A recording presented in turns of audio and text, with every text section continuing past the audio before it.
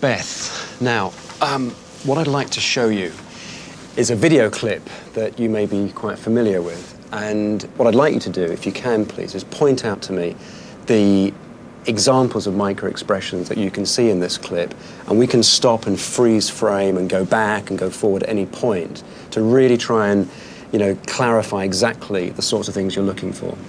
Should we do it? Yes, let's do it. Okay, great. But I want to say one thing to the American people. I want you to listen to me. I'm going to say this again. I did not have sexual relations with that woman, Miss Lewinsky. I never told anybody to lie, not a single time, never. These allegations are false. Okay. That's the clip. First reactions. I saw several micro-expressions that I thought gave him away during his denial. Okay, let's take it from the top, and you shout out when you see something significant. Oh, okay, stop right there.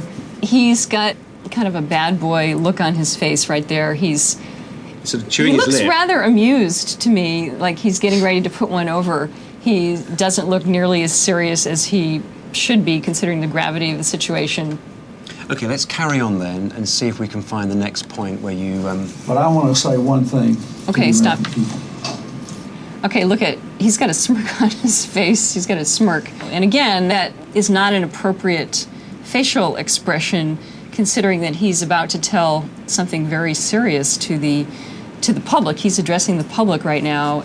So you think that he is, in a sense, unable to control that aspect of his behavior? It sort of leaks out. Yes, he's got the facade that he's trying to put over on the people, but he's having this whole other parallel thought process going on because he's lying. He's not telling the truth. What's interesting for me is that I was attending to the big gestures, the thumping of the table, and that I did not. I didn't see those little changes from smirk to serious. They passed me by completely. But those little micro-expressions gave the game away. Yeah, telltale expressions. Sorry, Bill. Guilty as charged. Guilty as charged. I över 7 år arbetade Doug Williams för polisen i Oklahoma City. Under den tiden utförde han över 6 000 lögndetektortest. Well, a polygraph's a great interrogation tool because it puts a person in the hands of a trained interrogator and puts them in a very submissive type situation. We're going to determine what your particular body patterns are. The polygraph is intimidating just by its very nature. I've had seasoned veteran police officers who had been through gunfights and bar fights and you name it, literally throw up on the floor from fear. Literally just throw up on the floor. I had one woman on a criminal investigation go into a catatonic state with fear to the extent that it caused some severe psychological damage. Now, I think I'm quite a good liar, so I'm going to put the polygraph to the test. Doug, we're looking forward to this. How are you? Great, thank you. So, this is the polygraph. That's the machine. It's making me anxious just looking at it. It has that effect, and you'll be even more intimidated when you get all the attachments hooked up to you. But that's part of the power of the polygraph is in the mind of the victims, so to speak. The more nervous you are, the better chances of me determining whether or not you've tried to deceive me. Okay, so how do we put this to the test? Well, we devised a simple little test. I'm just going to put my cell phone down here, and John, I want you to either touch it or not, depending on what you choose. And just so we have a little something writing on this, and that there's a certain amount of fear of detection in your mind, if I'm able to determine whether you've lied or not, you have to pay me $50. $50? $50. Okay, let's go for it. All right, John, well, I'm going to turn my back, and you choose whether to touch the phone or whether not to.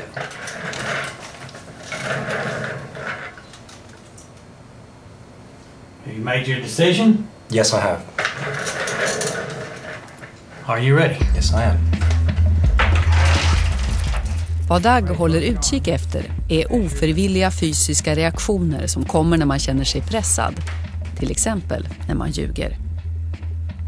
Eventuella förändringar i andningsmönstret, svettnivån eller blodtrycket registreras i ett diagram.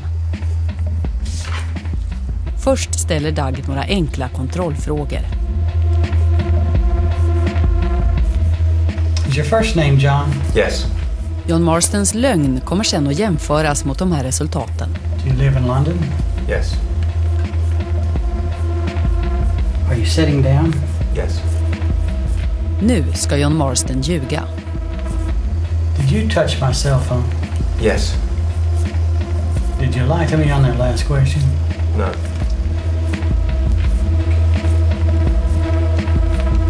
The test is over. Just keep still.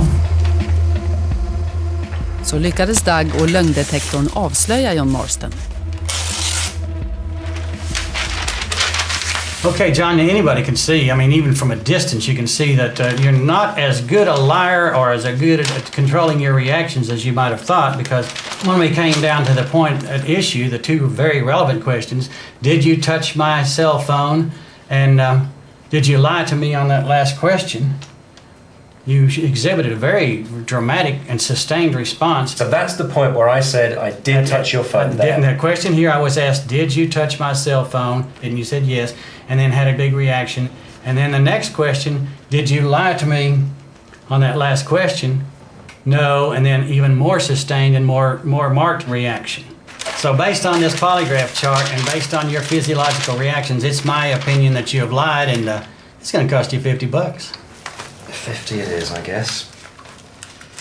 Men även om lögndetektorn lyckades överlista John Marston anser Doug Williams att den har en stor svaghet. The problem with the polygraph is it isn't always true. About 50% of the time nervousness does in fact indicate deception, but unfortunately 50% of the time it doesn't. Embarrassment, nervousness, fear can cause you to have a reaction that would indicate deception even though you're perfectly truthful. Och på samma sätt som lögndetektorn ibland kan döma de oskyldiga kan den frikänna de skyldiga.